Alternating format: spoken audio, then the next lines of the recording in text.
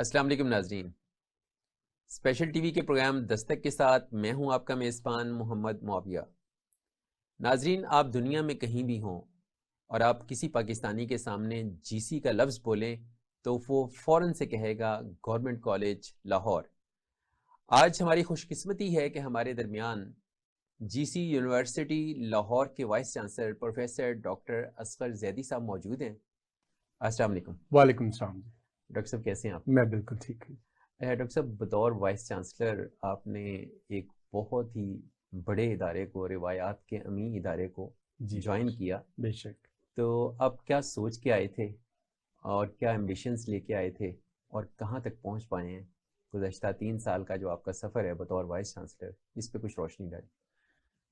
دیکھیے جی، میں تو بڑے ہی عزائم لے کر آیا تھا اور ابھی بھی وہ عزائم کم نہیں ہوئے، کیونکہ میں ایک بہت بڑی جاب کرتے ہوئے جس میں میرا ایک کریئر ڈیولپ ہو چکا تھا، ریسرچ کریئر تھا، پروفیسرشپ ایک دنیا کی ٹاپ موسٹ یونیورسٹی میں پروفیسرشپ کر رہا تھا۔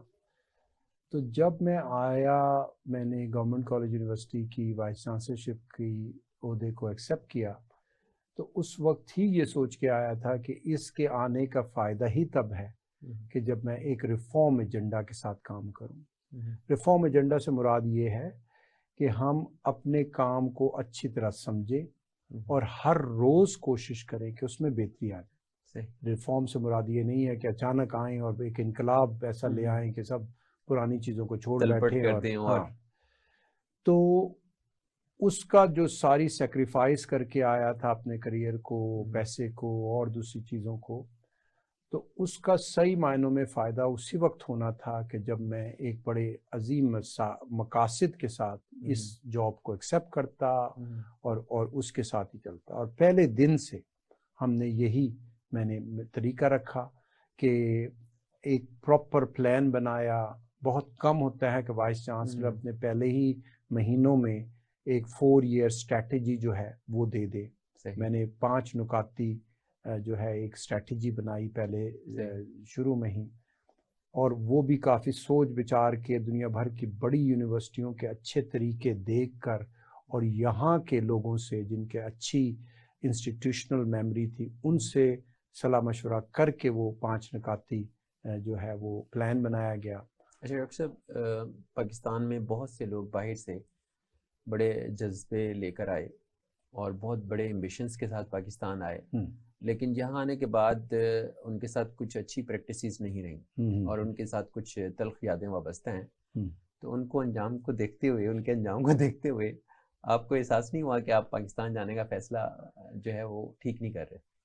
دیکھیے، ایک طرف تو یہ بات ہے کہ جب ہم آتے ہیں باہر کے آشائشوں کو چھوڑ کر یہاں پر، اس وقت بہت سی تکلیف ہوتی ہے، مشکل فیصلہ ہوتا ہے، مشکلات ہوتی ہیں، کوئی اس میں دوسری بات نہیں ہے۔ لیکن دوسری طرف جو بڑی اہم بات ہے، اور یہ میں on behalf of all overseas Pakistani جو باہر رہتے ہیں ان کے بہاف پہ کہہ رہا ہوں کہ ہم جتنے بھی کامیاب ہو جائے اس ملک سے باہر، اپنے وطن سے باہر، ہمارے دل میں ایک کھٹن سی ہوتی ہے، ایک چبھن سی ہوتی ہے کہ پاکستان کے لیے کاش ہم یہی کام اسی جذبے سے، اسی شدت سے ہم اپنے ملک میں کر سکیں۔ زبردست۔ تو ہم کامیابیاں حاصل کرتے چلے جاتے ہیں اور وہ ایک چبھن دل میں قائم رہتی ہے، اس موقع کی تلاش میں رہتے ہیں۔ وہ موقع بہت سے ہمارے پاکستانیوں کو نہیں مل پاتا، بہت سو کو ملتا ہے، وہ جو سوچ کے آتے ہیں وہ سامنے نہیں پاتے اور مایوس ہو کے چلے جاتے ہیں۔ تو یہ بات تو میں سمجھتا ہوں کہ جو میجورٹی ہمارے اوورسیز پاکستانی ہیں ان کے دل میں یہ خواہش موجود ہوتی ہے، جو میرے دل میں بھی تھی۔ اور گورنمنٹ کالج کی وائس چانسلرشپ ملنا اتنا بڑا اعزاز ہے۔ جب ہم اسٹوڈنٹ بنے تھے اس یونیورسٹی کے تو اس وقت ہمیں بڑا اعزاز تھا، تو اب تو اس کی قیادت کرنا اور جذبات کا وہ کیا عالم ہوگا کہ ایک اسٹوڈنٹ جو ہے وہ خود اپنی یونیورسٹی کا وائس چانسلر بننے جا رہا ہے۔ یہی بات ہے۔ تو اس وجہ سے مجھے کوئی اتنا ایشو بنا نہیں۔ شروع میں پرابلمز ہوئے، مجھے جان سے مار دینے کی دھمکی تک دی گئی، لیکن یہ ہے کہ اس نے میرا جذبہ تھا اس میں اور شدت آتی چلے گی۔ اچھا آپ یہ کریں گے تو پھر میں بھی تیار بیٹھا ہوں۔ چیلنجنگ آپ اس پوزیشن میں چلے جاتے ہیں۔ جی، تو لیکن خدا کا لاکھ لاکھ شکر ہے کہ مجھے گورنمنٹ کالج جیسے ادارے کی قیادت کرنے کا موقع ملا کہ جس میں بہت سے فیکلٹی، بہت سے سٹاف جو ہیں وہ بہت اچھے پازیٹیو محنتی کام کرنے والے میرے ساتھی بنے، اور آج تک وہ میری جو ٹیم بنی ہے، سارے جو بڑے بڑے کام ہوتے ہیں اس میں زیادہ تر کام انہی کا ہوتا ہے. میں اپنے سرے پہ جو ہے نا اپنے سر پہ سیرا تو باندھ لیتا ہوں ان کا کریڈٹ لینے کا، لیکن یہ کام میری ٹیم کر رہی ہوتی ہے. ٹیم ورک ہے، ایک بہت اچھا ٹیم ورک ہے. اور گورنمنٹ کالج کا مقام ایسا ہے کہ نہ صرف آپ اس یونیورسٹی کے بچوں کے لیے بہتری لا رہے ہوتے ہیں، بلکہ ہم نے دیکھا کہ بہت سی ہماری اچھی چیزیں جو ہیں اس کو دوسری یونیورسٹیز جو ہیں ان کی پیروی کرتی ہیں، دوسرے ادارے اس کو کاپی کرتے ہیں. تو اس کا مطلب یہ ہوا کہ اب ہم اگر کوئی اچھی چیز انٹروڈیوس کرا رہے ہیں تو وہ تو ہم مشعل راہ بنتے جا رہے ہیں دوسروں کے لیے. تو اس لیے بھی ہماری ذمہ داری بڑھ گئی. اس سال ہم نے ایفیلیشنز بھی اب بڑھانی شروع کر دی. اس سے پہلے پنجاب یونیورسٹی کی تو 400 سے 600 کالجز کی ایفیلیشن ہے، ہماری مشکل سے 10-15 کالجز کی ہوتی تھی. بہت اسٹرکٹ معیار تھا جی سی یونیورسٹی کا. بالکل. اب ہم نے وہ بھی بڑھایا، 25 اور کالج ایڈ کیے.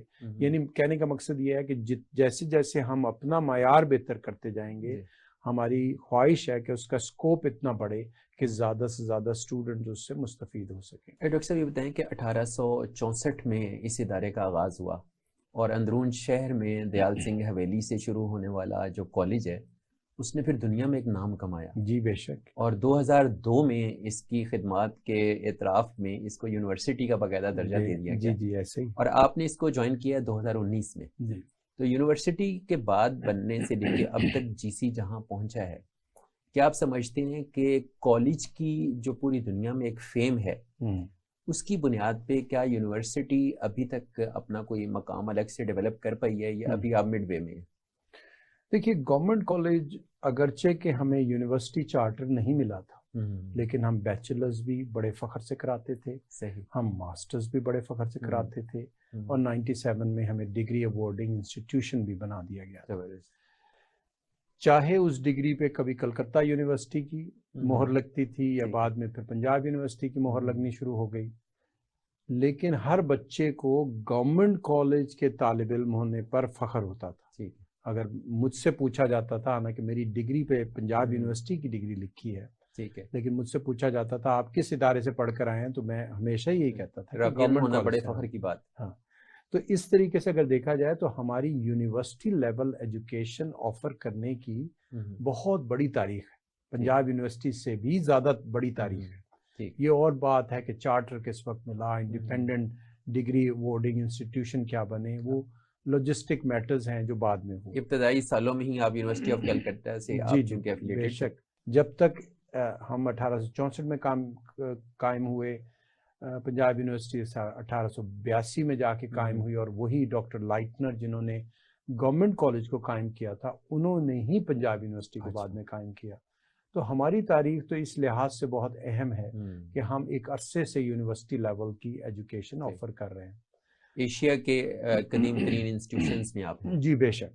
لیکن جو پرابلم اس وقت یونیورسٹی لیول ایجوکیشن میں گورنمنٹ کالج کو درپیش ہے، وہی ہمارے بیشتر یونیورسٹیز کو وہی پرابلم درپیش ہے کہ ہم جسٹیفائی نہیں کر پا رہے کہ جو یونیورسٹی میں جس لیول کی ریسرچ ہونی چاہیے، جس لیول کی تحقیق اور مطالعہ ہونا چاہیے، شاید وہ ہم معیار ابھی تک دے نہیں پائے. اور میں صرف اس میں گورنمنٹ کالج یونیورسٹی پہ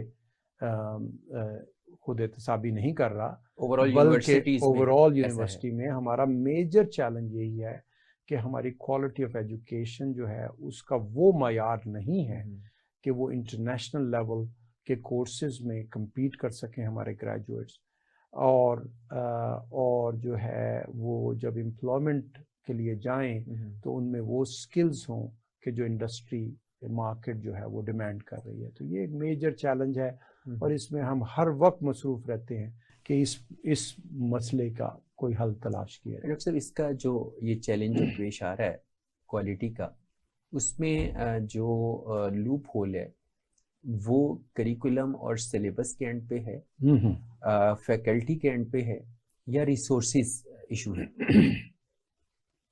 دیکھیے جی، ریسورسز زیادہ ہوں تو اچھی بات ہے، کم سے بہتر ہے کہ زیادہ ہوں.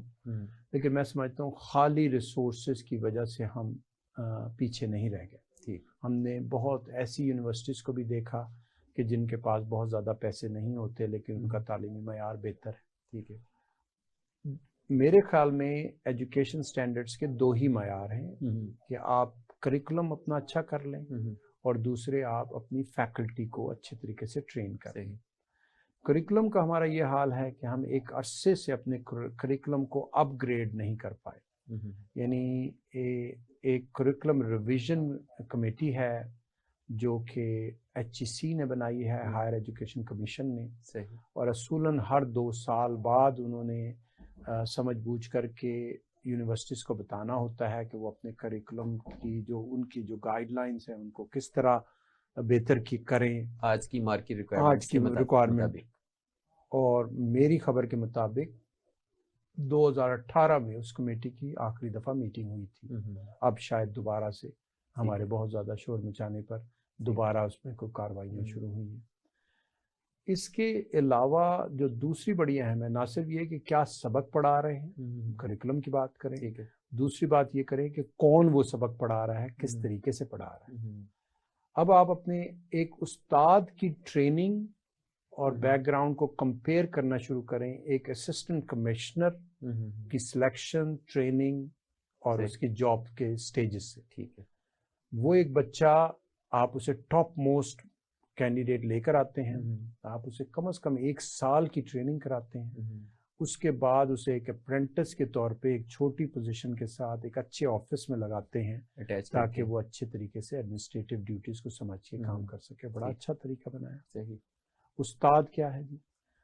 آج اگر وہ PhD کمپلیٹ کرے، کل ہم ان سے امپلائی کریں، پرسوں ہم اسے اسٹوڈنٹ کے سامنے کلاس روم میں کھڑا ہوگا، اور ہم کسی قسم کی کنڈیشن اس پہ عائد نہیں کرتے کہ جی آپ نے یہ چیزیں سیکھنی ہوں گی تبھی آپ ٹیچر بن سکتے ہیں، یا یہ اخلاق کے معیار پہ آپ نے اترنا ہوگا کہ آپ مینٹر بن سکتے ہیں.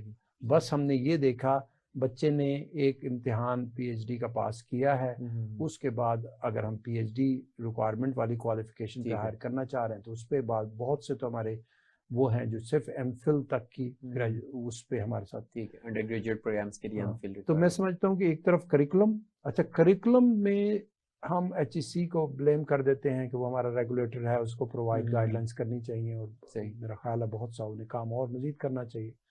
لیکن کریکولم میں بہت سا ہمارے ٹیچرز کے ہاتھ میں ہوتا ہے کہ ہمیں guidelines broad outline دی، اس کے بعد ہم نے کس طریقے سے کون سا ٹاپک اس آؤٹ لائن میں کور کرنا ہے، کس ٹیچر کس بک کو جو ہے فالو اپ کرنا ہے، ٹیچرز کلاس روم میں ماحول کیا بنانا ہے اس کو، وہ سب ٹیچر کے ہاتھ میں. تو اگر دیکھا جائے تو کریکولم کی اگر ریویژن نہیں ہو رہی تو اس کی بہت سی کمی ہم فیکلٹی ٹریننگ، فیکلٹی ڈیولپمنٹ کے تھرو کر سکتے ہیں. تو سارا زور جو ہے ہمارا ہونا چاہیے، سمجھ بوجھ ہونی چاہیے کہ ہم ایسے اساتذہ پیدا کریں، ایسے اساتذہ اس طرح کی ٹریننگ کریں کہ وہ کریکولم ڈیولپمنٹ میں بھی مدد کریں اور کریکولم ڈیلیوری میں بھی مدد کریں. تو میری خیال میں faculty development is the ultimate reason why we are falling short. اچھا، فیکلٹی ڈیولپمنٹ میں ایک اسپیکٹ تو ہے کوالٹی ایجوکیشن کا جی، اور فیوچر کی لیڈرشپ تیار کرنا. جی. اچھا، ایک چیز جو مسنگ نظر آتی ہے وہ ہے کردار سازی. کیا ہمارے استاد مینٹلی اتنے ایلیویٹڈ ہیں یا مورلی اس قدر ایلیویٹڈ ہیں کہ وہ نیشن بلڈنگ میں اس کی ریکنسٹرکشن میں اپنا رول پلے کر سکیں؟ اگر ہم یہ فرض کر بھی لیں کہ ہمارے استاد میں اس طرح کی صلاحیت ہے کہ وہ ہمارے طلباء کی کردار سازی کر سکے، تب بھی ضروری ہے کہ ہم انہیں اس قسم کی سہولیات فراہم کریں کہ وہ ایسپیکٹ بھی کور کریں اپنی ٹیچنگ میں. ٹھیک ہے. ابھی ہم کیا کرتے ہیں، چاہے ان میں صلاحیت ہو یا نہ ہو، وہ ایک الگ کی ڈسکشن ہے. ابھی ہم یہ کرتے ہیں، ہم انہیں کریکولم ہی اتنا سارا پڑھانے کو دیتے ہیں کہ ان کا سارا وقت اس بات میں گزر جاتا ہے کہ ہمارا کورس جو ہے نا وہ کور ہو جائے. 32 کریڈٹ آورز میں ہم نے اس کو کیسے یہ ساری چیزیں کور کرنی ہے، اور وہ ٹائم باؤنڈ بھی ہوتے ہیں. بہت ٹائم، وہ ان کو مشکل سے اگر وہ اپنا کریکولم بھی وقت پہ پورا کر لیں تو بڑی بات. اچھا، پھر ہم ایک اور کمال کرتے ہیں، کہ ہم ان کو سیلری دینے میں بھی اتنی بخیل بن جاتے ہیں کہ ایک استاد کا خالی مارننگ جاب میں گزارا نہیں ہوتا. اسے شام کو اکیڈمی بھی پڑھانی ہے یا اس نے کوئی کنسلٹنسی ورک کرنا ہے یا کوئی چھوٹا سا کاروبار اپنے ساتھ کرنا ہے تاکہ وہ اپنے گھر کے خرچے اچھے طریقے سے ایز وزٹنگ فیکلٹی کہیں ٹائم دے. تو بتائیے کہ کہاں پر ہم نے تو اس کی کمر توڑ دی ایک کریکولم پورا پڑھانے میں. پھر دوسری طرف ہم نے اس کی کمر توڑ دی کہ اب آپ نے ایکسٹرا اور کوئی کام کریں گے تو جب جا کے آپ کے گھروں کا گزارا ہوگا. جب تک یہ بنیادی مسئلے ہم طے نہیں کریں گے اس وقت تک کلاس روم میں کردار سازی کا رول پلے کرنے والے استاد کا ایکسپیکٹ کرنا کہ وہ کریں گے وہ ممکن نہیں ہوگا. ہاں آپ یہ کیجئے جو ہم گورنمنٹ کالج میں کرتے ہیں کہ ہم نے ایک نعرہ لگایا ہوا ہے, ایک تحریک چلائی ہوئی ہے, learning beyond the class room, کہ جس میں ہم یہ کہتے ہیں کہ کلاس روم کو پھر ہم ایسا کرتے ہیں محیط کر لیتے ہیں صرف کریکولم پڑھانے میں. ٹھیک ہے. ہاں کلاس روم سے باہر ہم آپ کو اس طرح کی فیسلٹیز پرووائڈ کرتے ہیں, اپرچونٹیز پرووائڈ کرتے ہیں کہ جس میں بچہ جو ہے وہ لرننگ کرے. کردار سازی آپ نے کیا, میں کہوں گا لیڈرشپ سکلز کر لیں, میں کہوں گا کرٹیکل تھنکنگ میں, ایون انٹرپرسنل ریلیشن شپ, کیا آپ نے دوسرے صوبوں کے بچوں کے ساتھ کس طرح انٹریکٹ کرنا ہے, آپ نے دوسرے جینڈر کے ساتھ کس طرح انٹریکٹ کرنا ہے, آپ نے سماجی معاملات میں کس طریقے سے جو ہے ایک دوسرے سے انٹریکٹ کرنا ہے. تو وہ گورنمنٹ کالج جو دوسری یونیورسٹی سے ڈسٹنکٹیو ہے اس کی ایک وجہ اس کی اسٹوڈنٹ سوسائٹیز ہیں, اور ان اسٹوڈنٹ سوسائٹیز کی مدد سے ہم ان کی کردار سازی بھی کرتے ہیں اور ان کو وہ ایکسٹرا آرڈنری سکلز دیتے ہیں جو کلاس روم میں ممکن ہی نہیں ہے ہم کتنا بھی اچھا استاد متعین کر دیں. ٹھیک ہے ناظرین, جہاں وقت ہوا ایک بریک کا, وائس چانسلر صاحب ہمارے ساتھ موجود ہیں, ہم ملتے ہیں بریک کے بعد, ہمارے ساتھ رہیے.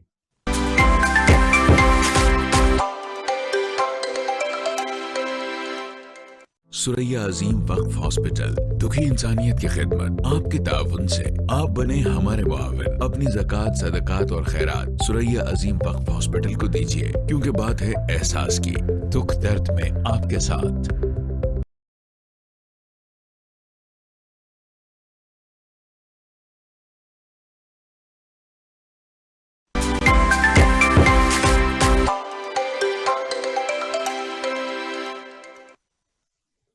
Welcome back. ڈاکٹر صاحب یہ بتائیے کہ کالج ظاہر ہے کہ بطور کالج ڈیولپ کیا گیا تھا, جب یہ یونیورسٹی بنی تو کیا کالج کا کیمپس, اس کی فیسلٹیز یا اس کا جو انفراسٹرکچر ہے, اس کی جو کیپیسٹی ہے وہ یونیورسٹی کے لیے کافی رہی؟ اس میں جو سب سے بڑا میجر ایشو یہ بنا کہ جب ہم ایز اے یونیورسٹی ایکسپینڈ کر رہے ہیں اور اپنے سبجیکٹس کو بھی ڈائیورسیفائی کر رہے ہیں تو نئے ڈپارٹمنٹس قائم ہو رہے ہیں, اور پھر دوسری طرف ہمارا ایک پاپولیشن کا پریشر بھی ہے. اس سے یہ ہوا کہ جو پروگرام مارننگ کے پروگرام تھے انہی کو ایوننگ میں بھی شروع کیا گیا, اور نئے ماڈرن سبجیکٹس انٹروڈیوس ہوتے چلے گئے. جب میں اسٹوڈنٹ تھا گورنمنٹ کالج کا 83-84 میں, اس وقت مشکل سے 6 سے 7 ہزار پوری تعداد ہوتی تھی اسی انفراسٹرکچر. اب جب میں وائس چانسلر بن کے آیا تو 14 سے 15 ہزار ہو گئی. حالانکہ 14 سے 15 ہزار بھی پاکستان جیسے ملک میں ایک اسمال یونیورسٹی ہے, یعنی یہ بھی میڈیم سائز بھی نہیں ہے, اسمال یونیورسٹی. لیکن انفراسٹرکچر وہی 40 ایکڑ کا شہر کے اندر. تو ہماری سروائیول اسی بات میں تھی, اگر ہم اپنے سبجیکٹس کو ڈائیورسیفائی کرنا چاہتے ہیں, ایکسپینڈ کرنا چاہتے ہیں, کہ ہم اپنے نئے کیمپس کی طرف موو ہوں. تو نئے کیمپس میں نے بڑی محنت سے جو ہمیں پہلا 1 ارب روپے ملا تھا اس کو ڈیولپ کرنے کا, وہ پروجیکٹ فیز 1 کمپلیٹ کرایا اپنے پہلے سال میں. بہت سی بھاگ دوڑ یہاں سے لاہور سے اسلام آباد کی لگائی گئی تاکہ فنڈز ٹرانسفر ہوں اور کمپلیشن ہو. پھر ہم نے اور بھاگ دوڑ کر کے فیز 2 کے پیسے نئے کیمپس کے لیے ایچ ای سی سے پلاننگ کمیشن سے اپروو کرائے, جس میں ہمیں ایک اور 1 ارب 15 کروڑ ملے. اب فیز 2 میں ہم ان کی ڈیولپمنٹ کر رہے ہیں. تو نیا کیمپس ہم نے بڑے جوش و خروش کے ساتھ پچھلے 3 سال میں بسایا ہے, جس میں اب ہمارے تقریباً 9 ایکیڈیمک ڈپارٹمنٹ وہاں شفٹ ہو چکے ہیں. یعنی تمام ان کی اب اسٹڈیز جو ہیں وہ وہاں پر ہوتی ہیں. اسی طرح 3 ہمارے ایڈمنسٹریٹو ڈپارٹمنٹ نئے کیمپس میں موو ہو چکے ہیں. نیا کیمپس شہر سے باہر ہے؟ شہر سے باہر کالا شاہ کاکو کے مقام پر ہے. اچھا. اور ہمارے پاس تقریباً 380 ایکڑ ہے. اچھا. اور ہم نے ابھی اپنی سیونگز میں سے پیسے خرچ کر کے ہم تقریباً 40 ملین خرچ کر رہے ہیں اس کی لینڈسکیپنگ پر. ٹھیک ہے. کہ وہ ایک خوبصورت گرین انوائرمنٹل فرینڈلی ایک کیمپس ہو کہ جس میں ہمارے اسٹوڈنٹس جو ہے جا کر وہ ٹائم کو انجوائے کریں وہاں رہنا. بے شک یہی بات. جی جی.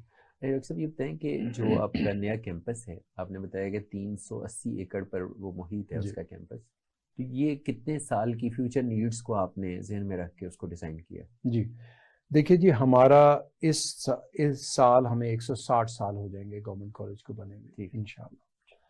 تو ہمارا یہ خیال ہے کہ ہم کم از کم اگلے 100 سال کا سوچنا شروع کریں. اسی وجہ سے 380 ایکڑ ایک بہت بڑی جگہ ہے اور ہم اس کی اس طریقے سے گرین کیمپس بنانے کی کوشش میں مصروف ہیں. جس طرح کی ہم وہاں پہ سپورٹس فیسلٹیز کر رہے ہیں اور جس طرح کی ہم کیمپس بلڈنگز بنا رہے ہیں، وہ بھی اسی بات کو. ایک ہمارا موٹو گورنمنٹ کالج کا ہے کریج ٹو نو، جو کہ ایک عرصے سے ہم چلے آ رہے ہیں. ایک موٹو جس کا بہت زیادہ ذکر نہیں کیا جاتا وہ ہے ایجوکیٹنگ پیپل فار ٹمورو. تو وہ موٹو ہم اب بالکل اپنے سامنے رکھ رہے ہیں اور ہم کوشش کر رہے ہیں کہ ہمارا جو یہ کیمپس ہے یہ کیمپس اس طرح کا تیار ہو کہ ایک ماڈرن یونیورسٹی میں جس میں سپورٹس فیسلٹیز ہوتی ہیں، جس میں سینٹرلائز لیب فیسلٹیز ہوتی ہیں، جس میں کلاس روم جو ہیں وہ ماڈرن سمارٹ کلاس رومز ہوتے ہیں، تو وہ سب چیزیں کر کے. اچھا، آپ کا جو پرانا کیمپس ہے وہ جائیں تو ایسے کوئی خوابوں کا جزیرہ جیسے رہتا ہے نا، بہت خوبصورت ہے. جی. تو نئے کیمپس کا جو آرکیٹیکچر ہے وہ بھی اتنا ہی پیارا ہوگا؟ جی، اس میں یہ ہے کہ ہم نے جب اس کو بنانا شروع کیا تو ایک دم سے ماڈرن بلڈنگز کا خیال آیا. پہلا میرا خیال ہے ڈیزائن بھی وہی بنا تھا. ٹھیک ہے. لیکن بعد میں پھر اس کو اسی ریڈ بریک سٹائل میں ساری بلڈنگز بنی ہیں. ٹھیک ہے. اور ابھی ہمارے جو فیڈرل منسٹر فار ایجوکیشن تھے رانا تنویر صاحب، انہوں نے 10 کروڑ روپے کا اعلان کیا ہے کہ ہمیں 10 کروڑ ملیں گے کہ ہم وہاں پر وہی ٹاور بنائیں جو ہمارے مین کیمپس میں جو اس کی پہچان ہے. تو ایک دفعہ وہاں ٹاور بن جائے گا تو صحیح معنوں میں پھر لوگوں کو احساس ہونا شروع ہوگا کہ یہ ہے گورنمنٹ کالج. تو ہم اس طریقے سے. اس کے علاوہ آپ نے ایک سوال بڑا اہم کیا تھا کہ یونیورسٹی بننے کے بعد آپ نے کیا حاصل کیا. جی. اور اب جب کہ 20 سال مکمل ہو گئے ہیں تو اب آپ کیا دیکھتے ہیں؟ اس میں ہم نے اس سال ہمیں 20 سال مکمل ہوئے تو ہم نے ایک خود احتسابی کا اپنے اوپر جو ہے وہ کیفیت طاری کی. Self evaluation and self accountability. جی جی، انٹرسپیکشن جسے کہتے ہیں نا، کہ اپنے اندر خود جھانکنا کہ کیا ہم یونیورسٹی کا اسٹیٹس ملنے کے بعد کیا ہم نے وہ چیزیں کی جو ایک ماڈرن یونیورسٹی کو کرنی چاہیے. ٹھیک ہے. اگر ہم نہیں کر پائے، کوئی کمی بیشی ہوئی ہے، تو کیا اب ہم اگلے 20-30 سال میں کیا کر پائیں گے. تو ہم نے اس کو سامنے رکھتے ہوئے 8 پروجیکٹ آئیڈینٹیفائی کیے جس میں ہم نے اپنی جو گورنمنٹ کالج کی سیونگز ہیں ہماری اس میں سے پیسے خرچ کیے. یعنی اس میں ہم نے گورنمنٹ سے بھی پیسے نہیں مانگے کہ یہ ہماری اپنی خود احتسابی ہے، ہم نے اپنی خود بہتری کرنی ہے، اصلاح کرنی ہے. اچھا، سرکاری یونیورسٹیاں تو یہ رونا روتی ہیں کہ ہمارے پاس فنڈز نہیں ہیں، تو آپ کے پاس سیونگز کہاں سے آئیں گی؟ اچھا، سیونگز بھی انہی اسٹوڈنٹس کے پیسوں سے ہوئی نیچرلی. ان کی جو فیس آئی اور ریسورسز کو یعنی آپ نے اسمارٹلی یوز کیا. اسمارٹلی یوز کیا. اور آج کے نہیں، ہم تو 160 سال سے بچت کرنی ہمیں بہت اچھی آتی تھی، گورنمنٹ کالج میں آتی ہے ہمیں. لیکن ابھی تک ہم ان میں سے خرچے کرنا ہم نے نہیں کیے تھے. تو اب ہم نے خرچے کرنے شروع کیے اور پچھلے سال ہمیں سنڈیکیٹ نے منظور کر کے دیے 580 ملین ہم نے اب 8 پروجیکٹس پہ لگائے ہیں. جس کا ایک بڑا پروجیکٹ یہ ہے کہ ہم ایک سینٹرلائز لیب بنا رہے ہیں لائف سائنسز کی. ایک بڑا پروجیکٹ یہ ہے کہ تمام IT سافٹ ویئر جو ہے اس کو اپ گریڈ کر رہے ہیں. اس میں ایک کمپریہنسو کیمپس مینجمنٹ سسٹم بنا رہے ہیں. تمام ہارڈ ویئر جو ہمارے پرانے کمپیوٹر ہیں کہ جنہیں آپ سٹارٹ کر کے بٹن دبا کے چائے بنانے چلے جائیں، جب تک چائے بنا کر آئیں گے تو وہ گرم ہو کے سٹارٹ ہو چکا ہوگا، وہ تمام کمپیوٹرز جو ہیں اپ گریڈ ہوں گے تمام ڈپارٹمنٹس میں. 130 کلاس رومز کو سمارٹ کلاس رومز بنایا جائے گا. تو یہ اب ہم نے وہ جو خود احتسابی کی کیفیت ہم نے طاری کی تھی، اس میں اندازہ ہوا کہ ہم نے I T hard where soft where اپنا اپ گریڈ نہیں کیا ایک عرصے سے، ہماری سینٹرلائز لیبس نہیں ہیں، ہم نے نیا کیمپس بسانا ہے، ہم نے بہت سی الیکٹریسٹی ریسورس جو ہے وہ سولرائز کرنی ہے، اسی طریقے سے ہم نے اپنی کلاس رومز اپ گریڈ کرنی.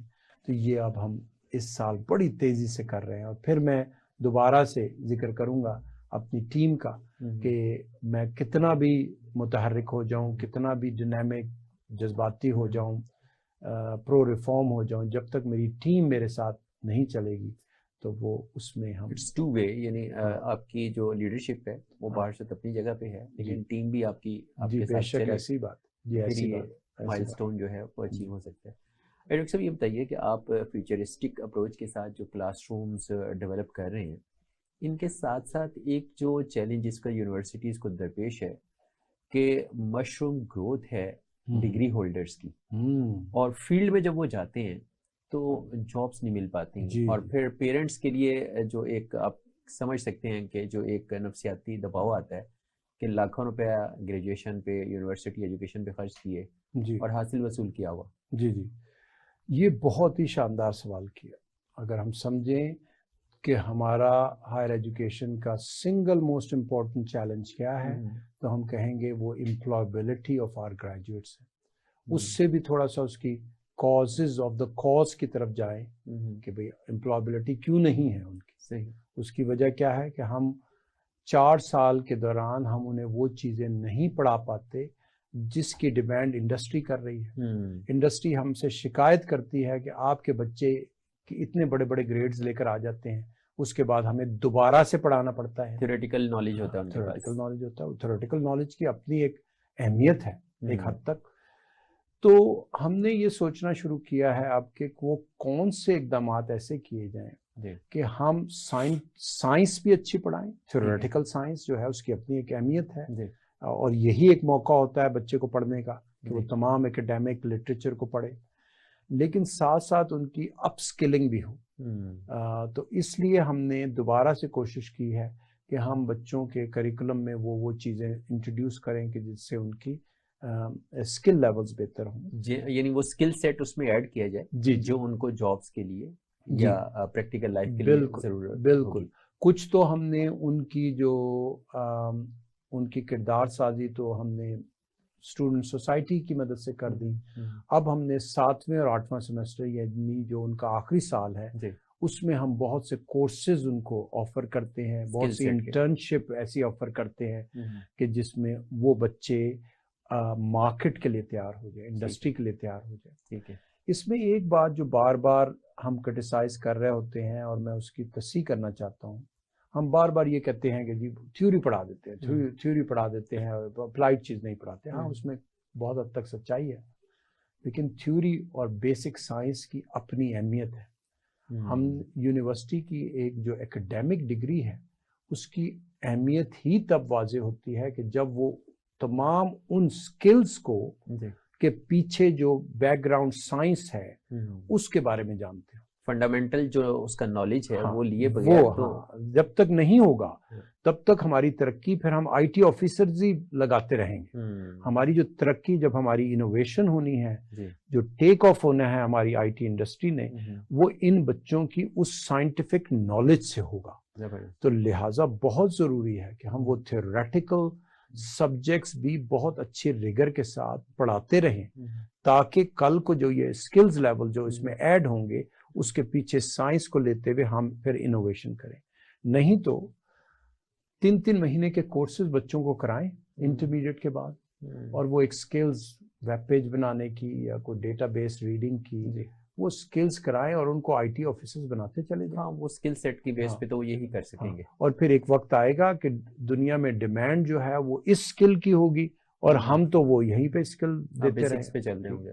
ابھی جو ہماری آئی ٹی انڈسٹری کی ایکسپورٹس پچھلے سال دسمبر 2022 میں جو رپورٹ آئی ہے کہ آئی ٹی ایکسپورٹس کم ہونی شروع ہوئی ہیں، اس کی ایک بیسک ریزن وجہ یہ ہے کہ جس سپیڈ سے وہ سکل اور نالج بڑھ رہی ہے دنیا میں، ہمارے اتنی تیزی سے نہیں بڑھ رہی. ہم ایک حد تک پہنچتے ہیں، دنیا وہاں پہنچ جاتی ہے. تو ہمیں ضروری ہے کہ ہم اپنے back to the drawing board آئیں, اپنی یونیورسٹیز کے اندر آئیں, اپنی یونیورسٹیز کے اندر اس طرح کے میکنزم انٹروڈیوس کرائیں کہ وہ اویئر ہوں مارکیٹ میں کون سی سائنس کی ضرورت ہے اور وہ سائنس کس تیزی سے ڈیولپ ہو رہی ہے, اور بچوں کو ایکسپوز کریں اس نالج سے کہ جو انہیں مارکیٹ میں ضرورت ہے. That's great. ڈاکٹر صاحب یہ بتائیے کہ جیسے ابھی تذکرہ ہوا کہ 2018 میں جو کریکولم ریویو کمیٹی کی میٹنگ ہوئی تھی HEC میں, تو یہ جو 18th امینڈمنٹ کے بعد پروونشل HEC الگ ہوا اور فیڈرل اسی طرح سے موجود ہے, تو اس میں کوئی کنفلکٹ تو نہیں پیدا ہو رہا, اور اس سے یونیورسٹیز کے آپریشن کی جو اس کی اسموتھ فنکشننگ ہے اس میں کوئی پرابلم تو نہیں آ رہا؟ بہت سا پرابلم آ رہا ہے. جو ہمارا ریگولیٹر ہے, یعنی جو تعلیمی معاملات کو سمجھتے ہیں, وہ ابھی بھی اسلام آباد بیٹھے. ٹھیک ہے, وہ ان سے ہمارا اچھی کوآرڈینیشن ہم کوشش کرتے ہیں, وہ بہترین کوآرڈینیشن ہو, لیکن وہ ابھی تک اسلام آباد سے ریگولیٹ کر رہے ہیں ہماری تمام. اس کے علاوہ جو ہماری فنڈنگ کے ڈیسیجنز ہیں, کس یونیورسٹی کو کتنے پیسے ملیں گے, کس وقت ملیں گے, وہ بھی HEC اسلام آباد فیڈرل HEC ہی کر رہی ہے. وہ پروونشل کے پاس نہیں ہے. پروونشل کے پاس نہیں. پروونشل کے پاس تھوڑا سا بجٹ ہے ان کے پاس کہ یہ ریسرچ پروجیکٹس میں انسینٹیوائز کریں, کچھ اسکالرشپس باہر پڑھنے بچوں کو بھیج دیتے ہیں, بس یہی چیز ہے.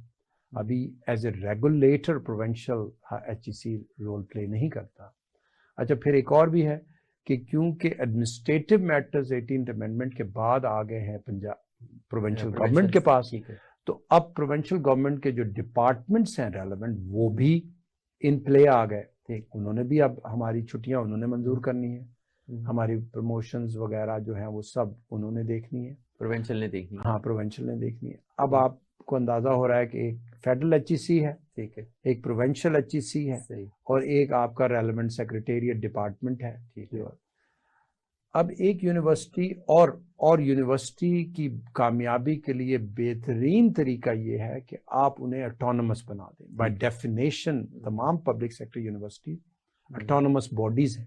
ٹھیک ہے, ایک طرف اٹانومس باڈی بنا کے اختیار دے رہے ہیں, اس طرف 2-4 لوگ اوپر باسز بٹھائے ہوئے ہیں, انہوں نے اپنے ان کی آپس کی کوآرڈینیشن میں بہت سی چیزیں ڈیزائربل ہیں ابھی تک ہو نہیں پا رہی. یعنی ایکیڈیمیا کو ایڈمنسٹریٹو اتھارٹی سے ڈیل کرنے کی کوشش کی جائے. جی بالکل. تو یہ جب تک کوئی اس طرح کی بڑی پکچر لے کر نہیں آئے گا کہ جو ان معاملات کو سمجھے اور ایک فلسفی اڈاپٹ کرے.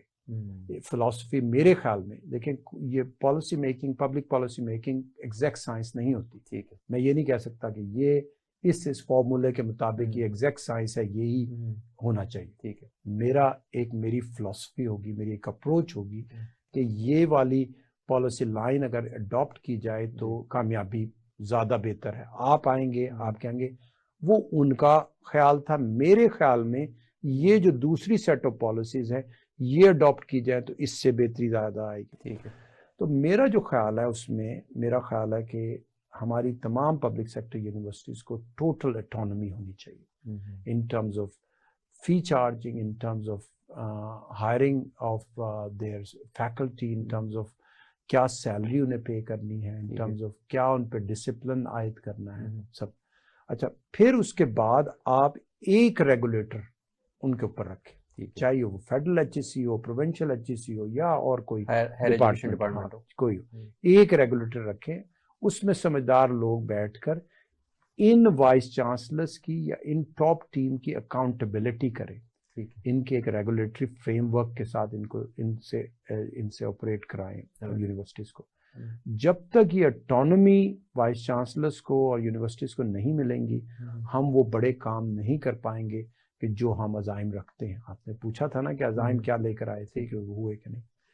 تو یہاں بریک کا بھی ایک ٹائم ہو رہا ہے. جی, یہ بات آپ اپنی مکمل کر لیں. ہاں, تو اس میں یہ چاہوں گا کہ میری جو پالیسی ہوگی کہ ٹوٹل اٹانومی ہو یونیورسٹیز کو, اور اتنی اٹانومی دیں کہ آپ ان پہ ذمہ داریاں لگائیں کہ اب ہم آپ کو 2 سال اور سپورٹ کریں گے. ٹھیک ہے, اور 2 سال کے بعد آپ پھر اپنے آپ کو سیلف سسٹینیبل بنائیں. ہم ریگولیٹری فریم ورک آپ کے پاس رکھیں گے. ٹھیک ہے, تو اس طریقے سے یہ ہوگا کہ ہم ہماری یونیورسٹیز پبلک سیکٹر یونیورسٹیز کا مائنڈ سیٹ جو ہے اس طرح کا ہونا شروع ہو جائے گا جس طرح کے top most universities of the world ہم دیکھتے ہیں کہ وہ پرائیویٹ سیکٹر کی ایک اٹانومس یونیورسٹیز ہیں. اگر پبلک سیکٹر کی بھی ہے تو بہت سی اٹانومی ان کی اپنی گورننس سسٹم میں ہے, ٹھیک ہے, تو وہ اس سے آپریٹ کرتے ہیں, جس سے ان کی پرفارمنس جو ہے وہ ایکسیلنٹ ہو بہت بہتر ہو جاتی ہے. ناظرین, جہاں وقت ہوا ایک بریک کا, وائس چانسلر صاحب ہمارے ساتھ موجود ہیں. ہم ملتے ہیں بریک کے بعد, ہمارے ساتھ رہیے.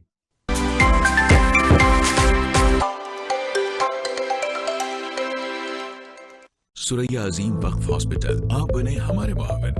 اپنی زکوٰۃ, صدقات اور خیرات سریا عظیم وقف ہاسپٹل کو دیجیے, کیونکہ بات ہے احساس کی. دکھ درد میں آپ کے ساتھ.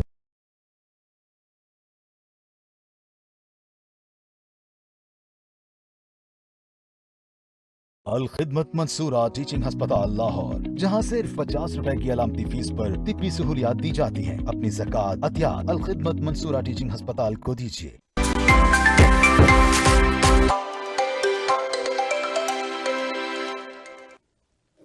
Welcome back. ڈاکٹر صاحب یہ بتائیے کہ پچھلے سال آپ نے ex prime minister Imran Khan صاحب کو ایک پروگرام میں انوائٹ کیا, اور اس کے بعد میڈیا پہ پوری ایک کمپین چلی اور ہمارا خیال تھا کہ آپ کو سیک کر دیا جائے گا. اس کی وجہ کیا تھی کہ آپ نے عمران خان صاحب کو پروگرام میں انوائٹ کیا؟ اور سیکنڈ یہ بتائیں کہ اس کے بعد جو سچویشن ڈیولپ ہوئی آپ نے اس کو کیسے ٹیکل کیا؟ دیکھیے جی, اس کا جو بنیادی فلسفہ ہے نا جی, اس کو سمجھ لیں. جی, میں جب قائد اعظم یونیورسٹی میں اسٹوڈنٹ ہوتا تھا تو ہم اگر شام کو 10 لوگوں میں بیٹھ کر چائے کافی پی رہے ہوتے تھے تو صبح کو خبر آتی تھی کہ انہی دوستوں میں سے ایک دوست نے دوسرے دوست کا سر پھاڑ دیا, اور اگلے 2 دن یونیورسٹی بند رہی, کیونکہ ایک دوست ایشیا کو سبز کہہ رہا ہوتا تھا اور ایک ایشیا کو سرخ کہہ رہا ہوتا.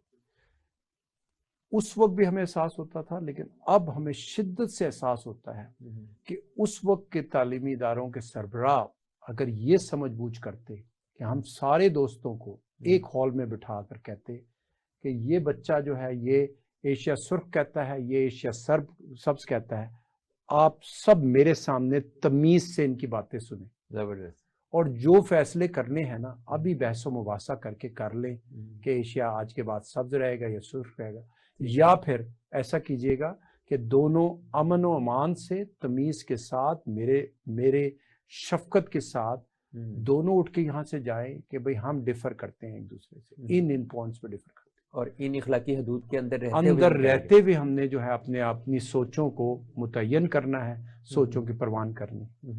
ہمارے اس طرح کی تقریبات کبھی نہیں ہوتی تھی. اس کی وجہ یہ ہوتی تھی کہ پھر وہ ڈنڈے برداری ہوتی تھی جس سے سر پھاڑے جاتے تھے, اور ہم یہ چاہتے ہیں اچھا وقت ہوگا جس میں سر پھاڑے جاتے تھے, بعد میں تو کلیشن کو فار کلچر. میں یہ چاہتا ہوں کہ اب میں ایک تعلیمی ادارے کا سربراہ ہوں, وہی جو شکایت مجھے اس وقت کے خداوندان مکتب سے تھی, آج میں وہ شکایت دور کرنا چاہتا ہوں. میں کہتا ہوں کہ آپ سب کو موقع ہونا چاہیے, جو آپ کے جو خیالات ہیں ان کی آ کے آپ ڈیبیٹ کریں, اور آپ کو ہر قسم کے نظریات کو سننے کے متحمل ہونے چاہیے. آپ میں صبر برداشت ایسا ہونا چاہیے کہ آپ کتنا بھی متفرق ہے اس سے پھر بھی بات سنیں. یعنی آج ہماری سوسائٹی میں جس قدر عدم برداشت نظر آتا ہے اس کی ٹریننگ انسٹیٹیوشنز میں ہونی چاہیے. کرا ہی نہیں سکے ہم نے. اپنے پڑھے لکھے بچوں کو پہ تو بین لگا دیا, تم یہ کر سکتے ہو, یہ نہیں کر سکتے, یہ بات یہاں کرنی ہے, یہ نہیں کرنی, یہ کرو گے تو تمہیں ریسٹیگیٹ کر دیا جائے گا. ہم نے نہ ہی ان کی کوئی اسٹوڈنٹ ریپرزنٹیشن پہ اتنا بڑا الزام لگائے گئے کہ آج تک وہ اسٹوڈنٹ ریپرزنٹیشن برقرار نہیں ہو سکی. 89 میں لاسٹ الیکشنز ہوئے اور اس کے بعد اسٹوڈنٹس باڈی کے کبھی الیکشن. میرا former prime minister Imran Khan کو بلانے کا مقصد یہ تھا کہ ایک جو ان کا سیاسی خیال ہے, جو سوچ ہے, جس کو بہت سی دنیا سنتی ہے, وہ ڈائریکٹ ہمارے اسٹوڈنٹس جو ہیں ان سے سنیں. ٹھیک ہے, اور یہ بہت سے لوگوں کو پتہ نہیں ہے کہ جب میں نے اس بات کی اجازت دی تھی تو میں نے یہ شرط لگائی تھی کہ وہاں پر کوئی پی ٹی آئی زندہ باد یا پی ٹی آئی کے جھنڈے اور ٹوپیاں یا ان کے اینٹی کچھ سلوگنز وہاں پہ وہ کچھ نہیں ہوں. ٹھیک ہے, عمران خان زندہ باد کے نعرے ضرور لگے ہیں، بچوں نے جذباتی ہو کر لگائے، لیکن کوئی پارٹی کا نعرہ نہیں لگا، کوئی جھنڈے نہیں لہرائے گئے، اور سارا خرچہ پنجاب گورنمنٹ، اس وقت کی پنجاب گورنمنٹ نے ہمیں دیا.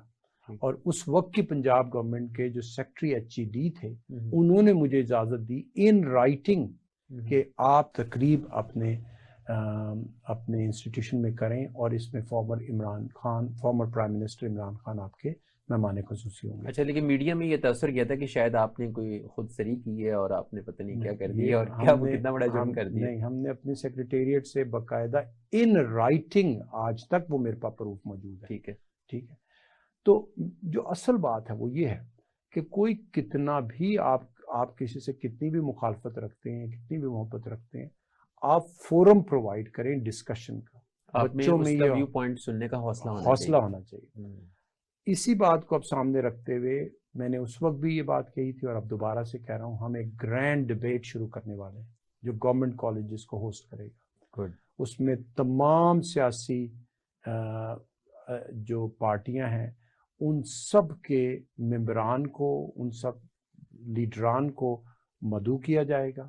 ان کو بالکل تمیز سے اس طرح بٹھایا جائے گا اور ان سے سوال و جوابات کیے جائیں گے جس طرح ہمیں ویسٹرن ورلڈ میں نظر آتا ہے. اور بچوں کو یہ مونولوگ نہیں ہوگا کہ بس ایک آئے اور تقریر کرتے چلے گئے. یہ ڈائلاگ ہوگا ماڈریٹر کے ساتھ، یہ ڈائلاگ ہوگا اسٹوڈنٹس کے ساتھ، انٹریکٹیو ہوگا. ہاں، تو ہم انشاءاللہ بہت جلد جو ہے وہ گرینڈ ڈیبیٹ شروع کرنے والے ہیں، اور اس میں تمام قائدین جو بھی جس پارٹی سے جو بھی خیال رکھنا چاہتے ہیں ایک مہذب طریقے سے اخلاق کے دائرے میں رہتے ہوئے قانون و ضوابط جو پہلے سے ہم بتا دیں گے انہیں، اس کو تابع کرتے ہوئے وہ ایک ڈیبیٹ ہوگی. اور اس ڈیبیٹ سے جو نالج، دیکھیے جمہوریت کا سب سے بڑی اسٹرینتھ کیا ہوتی ہے کہ آپ کا جمہور جو ہے وہ اس قابل ہے، اتنی سمجھ رکھتا ہے کہ وہ فیصلہ کر سکے کہ یہ قائد جو ہے وہ ہمارے ملک کے لیے، ہماری قوم کے لیے بہتر ہے. اس قائد کو ابھی موقع شاید نہیں ملنا چاہیے. اور انفرادی آزادی کا بھی یہ حق ہے کہ میں یہ سوچوں کہ میرے لیے کیا بہتر ہے. ہاں بالکل. تو جب تک ہم اپنی شعور میں، اپنی جمہور میں جب تک عقل و شعور نہیں لائیں گے، جب تک ان میں فہم و فراست نہیں آئے گی، ہم اسی طرح پریشان ہوتے رہیں گے کہ کبھی کوئی لیڈر آئے گا تو وہ کچھ کر دے گا، پھر بعد میں احساس ہوگا کہ شاید ان کو سلیکٹ نہیں کرنا چاہیے تھا، کسی اور کو کرنا چاہیے تھا. تو ہماری خواہش ہے کہ اس گرینڈ ڈیبیٹ کی مدد سے اور اس طرح کے جو دوسرے ہم نے تقریبات ہم گورنمنٹ کالج میں کرتے ہیں، اس میں ہمارے اسٹوڈنٹس کو، ہمارے جوانان کو یہ پتہ ہو کہ کس کا کیا پوائنٹ ویو ہے. ہم کبھی کسی کو نہیں کہیں گے کہ آپ اس ویو پوائنٹ کو ایکسیپٹ کریں یا اس کو کریں. ہاں، ہم ان کے سامنے ہر قسم کا ویو پوائنٹ رکھیں گے تاکہ ان کے شعور میں اور اضافہ ہو. ٹھیک ہے. It's a part of their training. And it's part of their training. It's a part of becoming a decent society in which you resolve your differences by talking to each other, by differing with each other, by discussion and debate with each other. یہ نہیں ہوگا کہ اب میرا اور آپ کا فیصلہ کہ کون حق پہ ہے، وہ یہ ہوگا کہ میں نے کتنا بڑا جلوس سڑک پہ نکالنا ہے اور آپ نے کتنا بڑا جلوس نکالنا ہے، اور پھر میری اور آپ کی ڈنڈے بازی ہوگی، جو جیتے گا وہ پارٹی مضبوط ہوگی. یہ نہیں ہوگا. آپ نے جمہور کو اپنے تعلیمی اداروں میں تربیت دینی ہے، تب جا کے آپ کی جمہوریت مضبوط ہوگی. میں دیکھتا ہوں کہ ہماری جو اسٹوڈنٹ ایج تھی، یا ابھی کچھ عرصہ پہلے تک بھی ہم یہ دیکھتے رہے، تو وائس چانسلر جو ہے وہ اس کی شخصیت ایک دیوتا کی بانی تھی. اللہ. اور وہ کسی ایک ایسے آفس میں موجود ہوتا تھا جس تک ایکسیس باہر سے آسان نہیں تھی. تو یہ بتائیں کہ آپ سوشل میڈیا پہ بہت ایکٹیو نظر آتے ہیں، یوٹیوبس پہ آپ کے چرچے ہیں، اور آپ ٹویٹر بہت ریگولر یوز کرتے ہیں. تو اس سوشل ہونے کا آپ کو، یعنی وائس چانسلر آفس کو اور یونیورسٹی کو کیا فائدہ ہوا ہے، یا اسٹوڈنٹس کو کیا فائدہ ہوا ہے؟ دیکھیے جی، ایک بات تو ایک فلسفی ہر وائس چانسلر کے ذہن میں ہونی چاہیے. We are there to serve our students. The whole purpose of the university is to serve our students to become the best person, the best professional in their subject. اور یہ صرف administrative job نہیں ہے. یہ صرف administrative job نہیں ہے.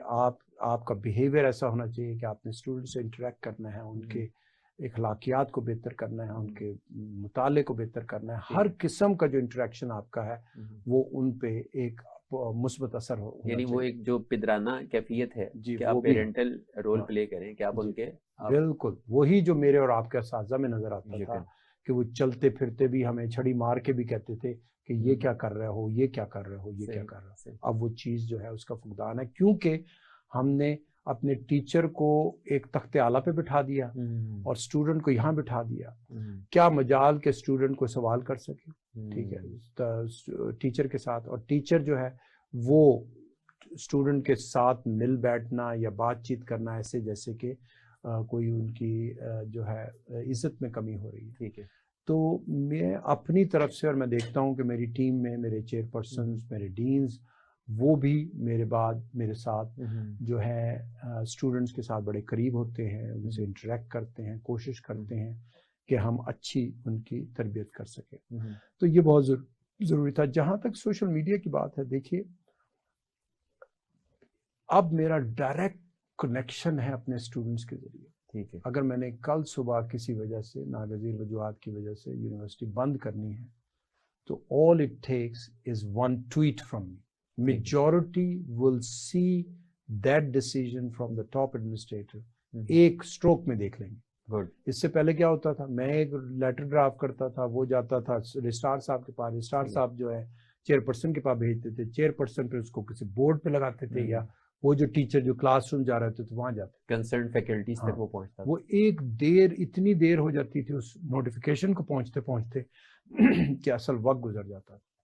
پھر یہ ہے کہ بہت سے میسیجز ہم نے اسٹوڈنٹس کو ڈائریکٹ دینے ہوتے ہیں. کوئی ہم فرم پالیسی لے رہے ہیں، there will not be any online examination, ٹھیک ہے، وہ ہم نے اسٹریٹ ٹویٹ میسیج پہ دیے ہوئے ہیں، ٹویٹر میسیج پہ دیے ہوئے ہیں. اسی طریقے سے ہم نے اور بہت سے اعلانات کرنے ہوتے ہیں، سمجھانا ہوتا ہے بچوں کو، اور تو وہ ہمیں بہت ضروری ہے. میں سمجھتا ہوں کہ یہ ایک میجر انوویشن ہے. اگر ہم اس انوویشن کو اپنے حق میں استعمال نہیں کریں گے تو ہم اپنا نقصان ہی کر رہے ہوں. اسی طرح فیس بک پہ ہم اپنے بہت سے ایونٹس ایسے ہیں کہ جس میں بہت سے بچے اٹینڈ کرتے ہیں لیکن بہت سے بچے اٹینڈ نہیں کر پاتے. اس کے جو بنیادی مقاصد ہیں، بنیادی میسیجز ہیں، وہ ہم پھر فیس بک، ریڈیو، ویڈیوز کی مدد سے پاس آن کر رہے ہوتے ہیں. تو ہمارا یہ سب بڑا سوچ بچار کے ہم کرتے ہیں، اور اس میں ہماری بڑی پازیٹیو انٹینشنز ہوتی ہیں، اور ہم ہر طریقے سے چاہتے ہیں جدت آئے، ریفارم آئے ہمارے طریقوں میں، اس طرح کے کہ ہم آج کا کام جو ہے کل سے بہتر کر سکیں. ڈاکٹر صاحب میرے پاس تو بہت کچھ ہے ابھی پوچھنے کو، اور آپ جتنی روانی سے اور تسلسل سے بول رہے ہیں تو بہت سا کنٹینٹ ہے جو میں سمجھتا ہوں کہ وہ ہماری قوم تک، پیرنٹس تک، بچوں تک ڈیلیور ہونا چاہیے، اور دنیا کو پتہ لگنا چاہیے کہ جی سی یونیورسٹی میں جو وائس چانسلر موجود ہے وہ کس ویژن کے ساتھ موجود ہے، اور وہ کس طرح سے یونیورسٹی کو ڈیولپ کرنا چاہ رہا ہے. تو میرا خیال ہے ہم اس پہ کوئی ایک دو نشستیں اور کریں، بالکل، اور بلکہ پروگرام کا سلسلہ چلنا چاہیے. جی، بلکہ جو اگلی نشست ہو اس میں ہم ایک نیا فینومینن آ گیا ہے، چیٹ جی ٹی پی کا. یہ ایک ایسا آرٹیفیشل انٹیلیجنس پلیٹ فارم ہے کہ جس پہ یوں سمجھیں کہ آپ کے پاس اب 24 گھنٹے ایک استاد موجود ہے. ٹھیک ہے، آپ نے صرف اس پہ ایک سوال، اور اس سے آپ اس استاد سے ہر قسم کا سوال کر سکتے ہیں. ٹھیک ہے، یہ چیٹ جی ٹی پی ایک آرٹیفیشل انٹیلیجنس کا پلیٹ فارم ہے جو اب ہر بچے کو اس کی ایکسیس ہے. ہائر ایجوکیشن اتھارٹیز میں ایک خوف پیدا ہوا ہے دنیا بھر میں کہ یہ کس طرح ہوگا. وہ چیزیں جو ہم ان سے ایسے لکھواتے تھے یا ان کو پڑھنے، بڑی بڑی کتابیں، موٹی موٹی کتابیں پڑھنے کے بعد یہ کچھ سیکھ پاتے تھے، یہ چیٹ جی ٹی پی ایسا پلیٹ فارم بنا ہے کہ یہ 1 منٹ میں جو ہے اس کا سارا جواب دے دیتا ہے. ٹھیک ہے، تو ہمیں بہت اچھے، جس طرح میں نے کہا کہ سوشل میڈیا ایک انوویشن ہے جسے ہم نے اپنے حق میں استعمال کرنا ہے، اسی طرح چیٹ جی ٹی پی ایک بہترین آرٹیفیشل انٹیلیجنس کا پلیٹ فارم ہے جسے ہم نے اپنے اسٹوڈنٹس، اپنے اساتذہ کی بہتری کے لیے استعمال کرنا ہے. Thank you very much. بہت شکریہ. ناظرین، آج ہمارے مہمان تھے پروفیسر ڈاکٹر اصغر زیدی صاحب، جو وائس چانسلر ہیں جی سی یونیورسٹی لاہور کے. ہم نے ان کے ساتھ گفتگو کی اور ان کے خیالات آپ تک پہنچائے. تشنگی باقی ہے، اور ہم نے ان سے درخواست کی ہے کہ وہ ہمیں مزید کچھ وقت دیں گے تاکہ ہم ان کے خیالات جو ہیں وہ اس قوم کے بچوں تک، نئی نسل تک اور والدین تک بہتر انداز میں پہنچا پائیں۔